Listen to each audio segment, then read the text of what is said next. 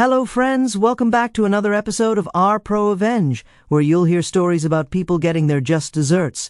In this episode, there are 3 stories which are quite long, so buckle up for the ride. It's well worth it. You'll hear how a landlord uses a family to boost his property value, and what happens when supervisors do nothing at work but shop online. I hope you stay for the stories today and subscribe for future videos. This story is titled, "Used My Family for Cheap Labor and Kicked Them to the Curb?" That's gonna cost you. This story happened quite some time ago. I had never tried to seek out revenge before, but the way these people treated me and my family was utterly deplorable. So, here we have my first, and hopefully last, revenge story. My family lived in a house owned by, according to one of my family members, let's call her Mary, benevolent landlords. After they lived there for 2 years on a lease, the lease expired, so they started living there on a month-to-month basis. Mary's husband, let's call him John, suggested that they renew their lease, but Mary, convinced that they'd established a relationship and trust with the landlords, insisted there was no need to do so. This was the first mistake. Sometime after, a storm knocked over a relatively flimsy and frankly hideous chain-link fence built around the house.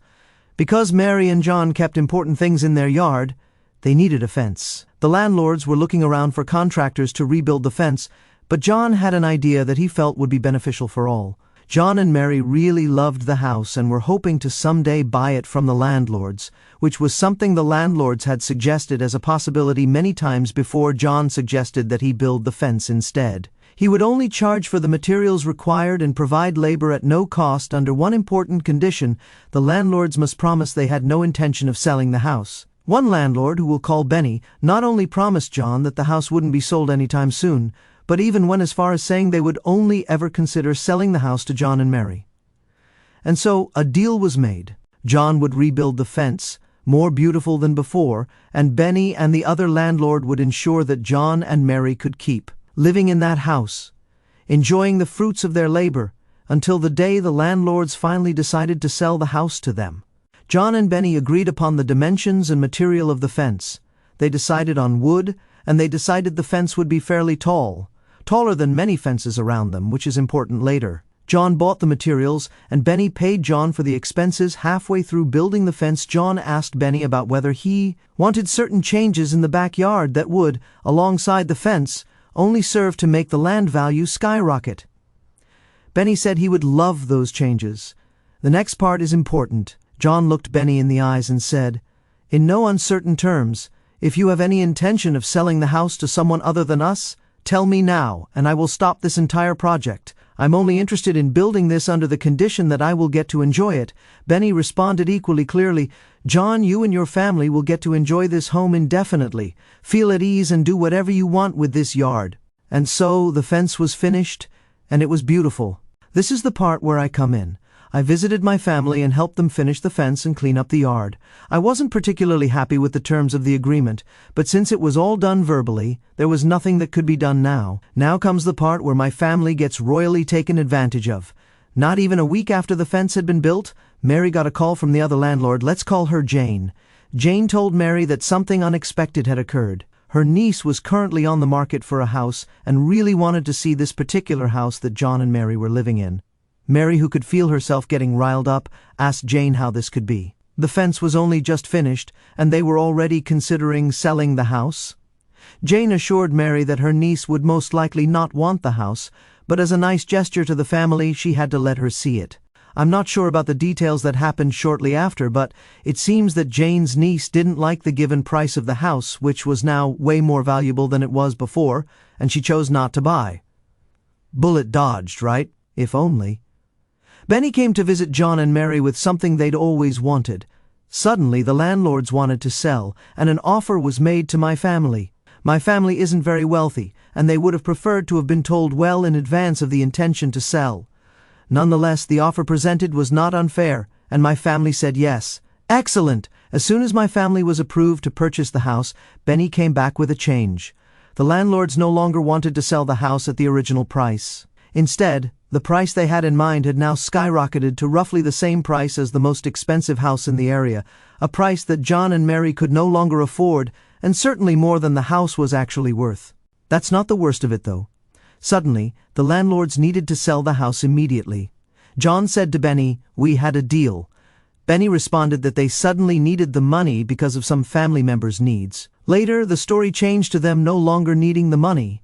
And then it was Jane who needed the money because of some other completely fabricated story.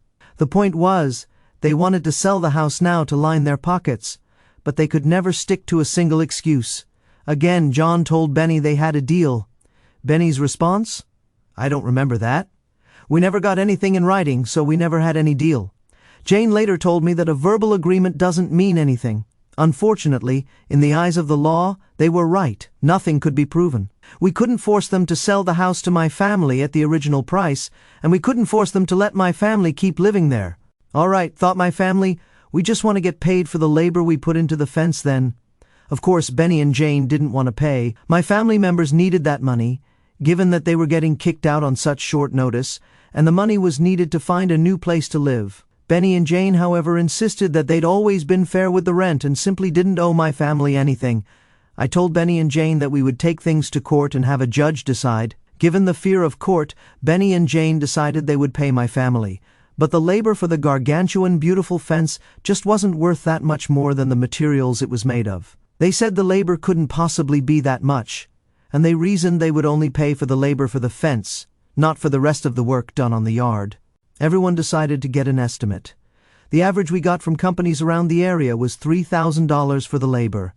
Benny and Jane managed to get one estimate from their family member at $350. What a joke! The day to leave arrived, and Benny and Jane paid my family far less than what the labor was actually worth, and my family left. We lost, and we lost so much. The effort that went into building the fence with the intention of getting to enjoy it, under the agreement that they would get to keep living there just to have it taken away and barely even get paid for the labor. We got taken advantage of by those jerks, and that was unacceptable to me. We couldn't win anymore, but I didn't want them to win either. So, revenge. I read up on fences. I learned far too much about what was and wasn't allowed when it came to fences. I memorized every rule. I learned when permits were and were not needed. I learned what the allowed dimensions were. I learned about whether fences needed a finish. Oh boy, the things I learned about fences. I learned that you don't need a permit if your fence gets damaged, so long as you're rebuilding the exact same fence, but this was wood, and the old one was chain link. I learned that the fence needed to be painted, but this one was not. And I learned that when you build fences, you have to have a very specific height limit, one which this fence violated. That was the big one. Benny and Jane were so happy to stick to the letter of the law when it came to taking advantage of my family, so I decided that I too would stick to the letter of the law. Somehow, the county found out that this fence was permitless, unpainted, and far too tall. Shortly after the county found this out, Benny and Jane got a visit from the county right before they managed to sell the house at their obscene price. And wouldn't you know it? Their fence was built illegally. Now, sometimes you can just get a permit after the fact, but their fence wasn't allowed to be built the way it was. There were no plans, no inspections, nor anything else the county required, and it had to come down. My family got a very angry call. The landlords accused my family of never getting a permit, which was something my family literally couldn't do, given that this was not their property. Besides, it was the landlords who assumed no permit was needed, and my family knew nothing about how permits worked. So the fence had to be torn down. There goes the money they saved by not paying my family, and they lost their prospective buyer. So there goes the money they wanted to make. Without the fence, the value of the house went down. So there goes the price point they wanted to sell the house at. In the end, they needed to build a new fence, since no one would want to live in this house without some sort of fencing, and it looks like they'll need to pay for a new fence and labor from an actual contractor after all. We didn't win, but neither did they. Lesson learned, always get things in writing to protect yourself. It would have been much easier if papers were signed, but I doubt that would have happened if it came down to that, since it seemed they were just unfortunate to have shady landlords with hidden intentions. This story is titled Online Shopping While We're Dozens Deep in Queue. Not anymore, this story is actually from a few years ago, but I just remembered it, and it made me laugh, so I wanted to share. I worked for a few years part-time in reservations for a large casino and resort. We were frequently short-staffed on any given day, leaving us deep in queue and seeing some very upset customers once we got to them. It was very draining, and we had lots of turnover. There were 3 to 4 supervisors present during each shift in the middle of the room, while workers surrounded the edges. During the day, we'd make trips up to their mid-floor office to hand in forms, sign things, and so on.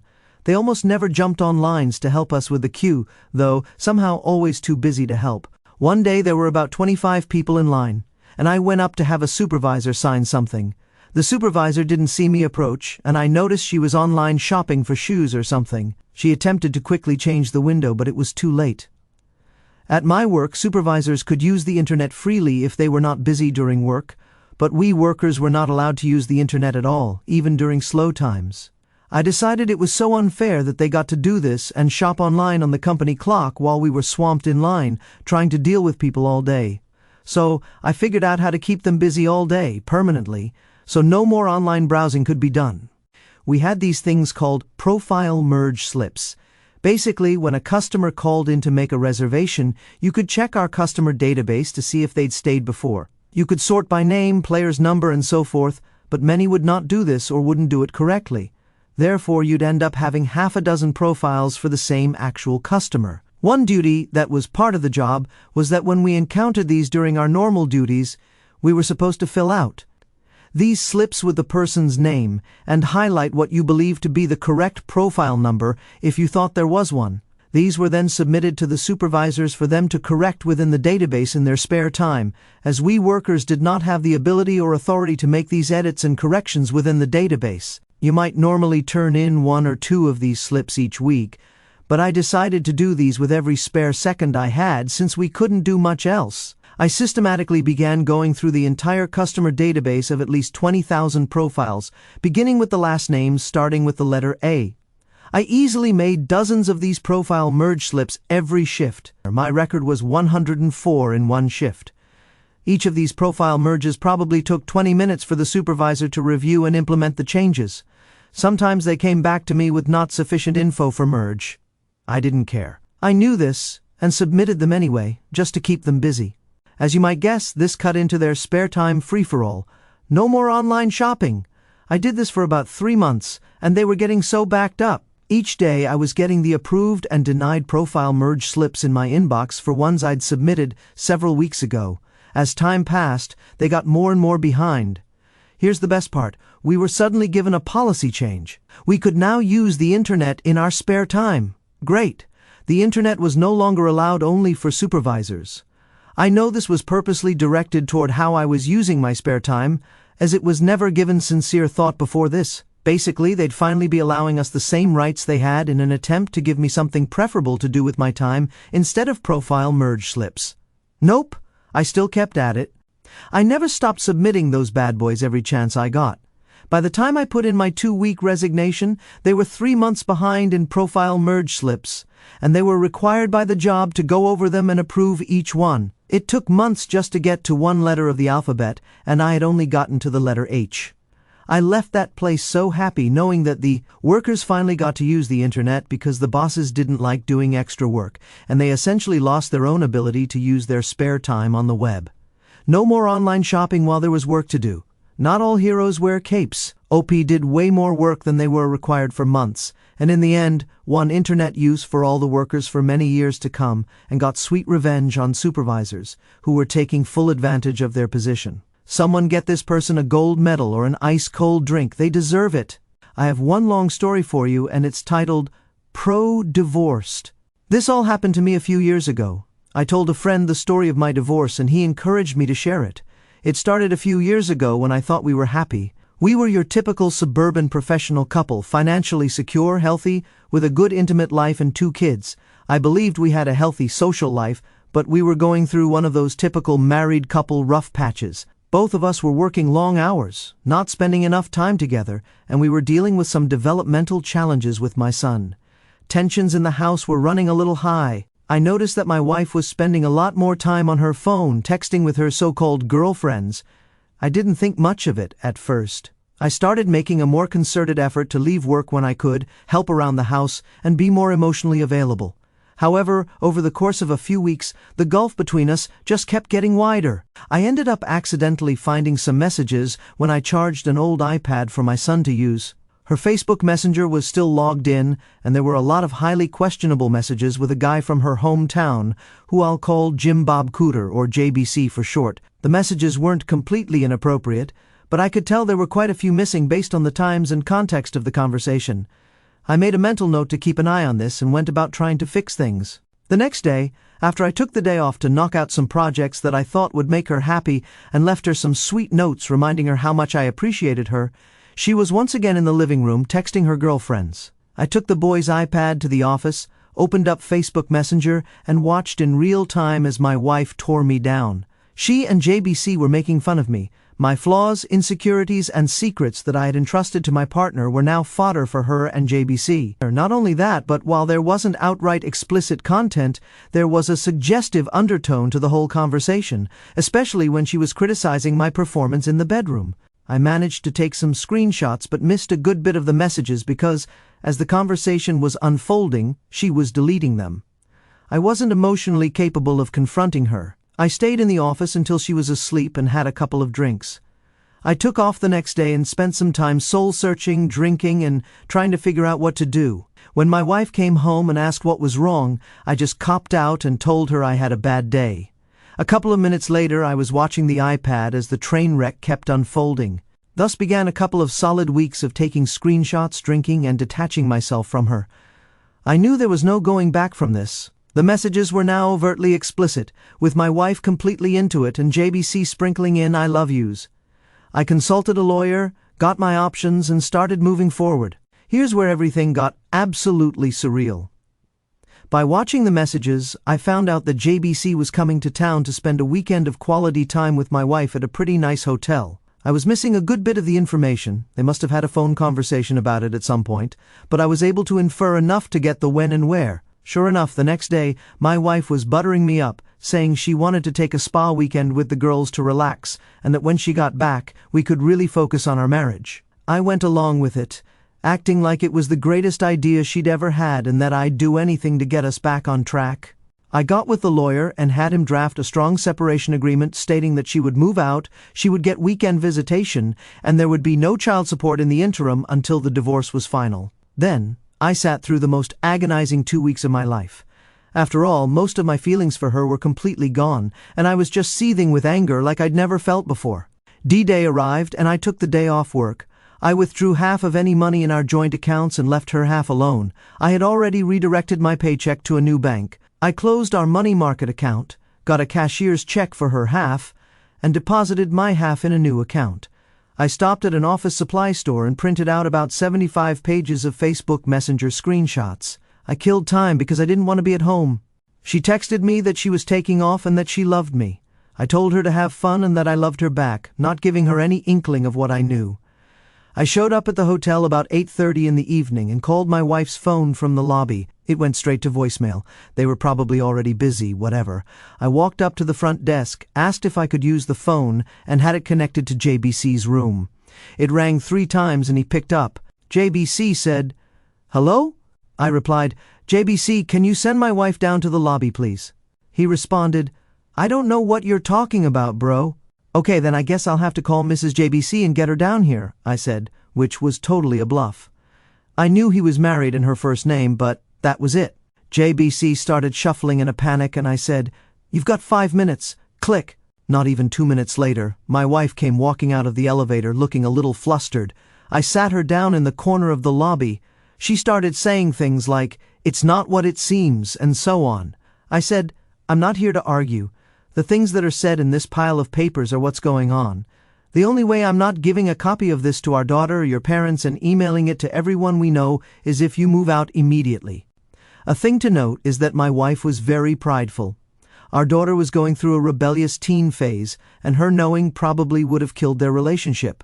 My wife was also her parents' golden child, and she always worried about what they thought of her. I didn't have much leverage, and shame was my only card to play. Also, her professional life was built around her image, so I knew she would protect that at all costs. She started sniffling, mumbling incoherently, and I said, "This is a check for half of the money market accounts. I've withdrawn half of the money from all the other joint accounts. You should have more than enough to get a place." She started to cry a little. I could almost see the different thoughts and waves of emotion going through her, but now was the time to keep pressing. I said, "Here's a separation agreement, and I think it's more than fair considering what's going on. I'm going to need you to look this over, sign it, and leave it at the house when you get your stuff. Do you want to look through the screenshots? She said, no. I replied, okay, go have fun with JBC. Do not come back to the house or I'm going to send this, and I held up a stack of screenshots, to everyone. I bounced out of the lobby and I could hear her starting to have a breakdown. I got to the car, drove off to a parking lot, and had my own crying rage fit. Previously I would have cried in front of her and yelled, but I managed to get myself together enough to pull it off. I don't know what she did that night or over the weekend. She texted and called, wanting to talk. I just turned the phone off. By the time Monday afternoon rolled around, movers were getting her stuff, and she delivered the agreement. I let her have a talk with the kids, basically saying that Mommy and Daddy need some time apart, but we still love you. Standard divorce talk. After a week, she wanted to have a real talk for the first time. I obliged because I had already gotten myself together and had an idea of what I wanted, but I figured I should hear her out. She was so sorry, wanted another chance, wanted her family back, and said she'd do anything. She was on her knees, crying into my lap. I had no intention of ever taking her back. I told her that I couldn't live with her, but she should be around the children to try to maintain a relationship with them. So, our new life started with her coming over to the house, cooking and having dinner with the kids 3 nights a week. She saved me a plate, but I always made myself scarce. She also cleaned the house and did the kids' laundry, then headed back to her place. We went to counseling, which consisted of her working through her issues with a therapist, trying to figure out why she did it, her begging for forgiveness, and me playing the victim. I was never going to give her another chance. All I wanted to do was establish myself as the primary caregiver to the kids, and establish her as not having any residency in the house. After a few months, I went to my own therapist and got diagnosed with depression and PTSD. After 6 months of therapy, I told her that I couldn't forgive her right now and that I wanted an amicable divorce. But she was still the love of my life, and maybe someday we could give it another try. She was devastated but agreed to the divorce if I promised to try again someday. Once the divorce was filed, I needed the kids to want to stay with me. I left a Google search for how to survive your wife's infidelity up on the PC at home and left some printed out infidelity articles not so hidden in the kitchen. My daughter found them and came to me crying. I told her she wasn't supposed to find those, that Mom made a mistake and that Mom still loves her, but I would always be there for her. My daughter, who used to hold my wife in such high regard, now wouldn't talk to her without screaming, and it crushed her. Not surprisingly, when the coordinated statements from the kids came a few months later, her little brother followed his big sister's lead, and they both wanted to stay with Dad in the house they grew up in. When the divorce was finalized, I got the house and primary custody of the kids. I was awarded generous child support due to the differences in our incomes, as I was now working part-time. For the last 2 years, I've gotten to live in the house with my kids, work part-time, have my now ex subsidize it for me, and when she takes the kids over the weekends, I get to have my fun with Tinder matches and some friends with benefits that I've cultivated. In the eyes of my kids, I'm the patron saint of fatherhood for taking the high road and always being there. In the eyes of my ex, I'm the one that got away, the one she'll always pine for. I get the bonus of having her come over for intimacy whenever I want by dangling the carrot of maybe getting back together, but that is never going to happen. As a reader dropping a comment on these stories, I'm blown away by the mix of cunning revenge, entitled behavior getting crushed, and raw emotional stakes. These tales are a wild ride of justice served with a side of pettiness, and I'm here for it. Here's my take on each, written like I'm chiming in on a forum. Used my family for cheap labor and kicked them to the curb? That's gonna cost you. Oh man, this one's infuriating but so satisfying. The landlord's exploiting OP's family for free labor on that fancy fence, only to pull a bait and switch and jack up the house price? That's low, even for shady landlords. Benny and Jane's no written contract, no deal excuse is such a slimy cop-out. OP turning their own letter of the law game against them by reporting the illegal fence. Genius! Losing the sale and having to rebuild the fence from scratch? Karma at its finest. The commenter's right, always get it in writing. Gotta ask, anyone else dealt with landlords pulling this kind of stunt and gotten even? Online shopping while we're dozens deep in queue? Not anymore. This is petty revenge done right. Supervisors shopping for shoes while the team's drowning in a queue is so unfair, but OP flooding them with profile merge slips? Absolutely brilliant. 104 slips in one shift? That's commitment. Forcing a policy change so everyone could use the internet and still piling on the slips is next-level dedication to chaos. The commenters "not all heroes wear capes" line is perfect. OP's a legend for sticking it to the lazy bosses. Ever buried a slacking supervisor in busy work like this? Spill the tea. Pro-divorced. Wow, this is cold, calculated, and straight-up savage. OP catching their wife's affair via iPad messages and playing it cool while planning the ultimate divorce strategy is pro-level. Confronting her at the hotel with a stack of screenshots and a separation agreement? Ice cold. Manipulating the kid's perception to secure custody and child support while keeping the ex on a string is ruthless. Maybe too ruthless, but dang, it's effective. The commenter's pro-revenge masterpiece take is spot on. This is surgical. Gotta wonder how the ex is coping now. Anyone else pulled off a divorce revenge this calculated? Now this is true pro-revenge, and it's one of the best I've read in a while. It's brutal, efficient, cold, calculating, and downright impressive. A pro-revenge masterpiece. I hope you guys enjoyed this story today. If you like this story, give it a thumbs up and leave a comment with what you think. If you aren't subscribed and this is your first time listening to a story on my channel, please hit that subscribe button and turn on notifications because I release videos almost every day. And by almost, I mean pretty much every day.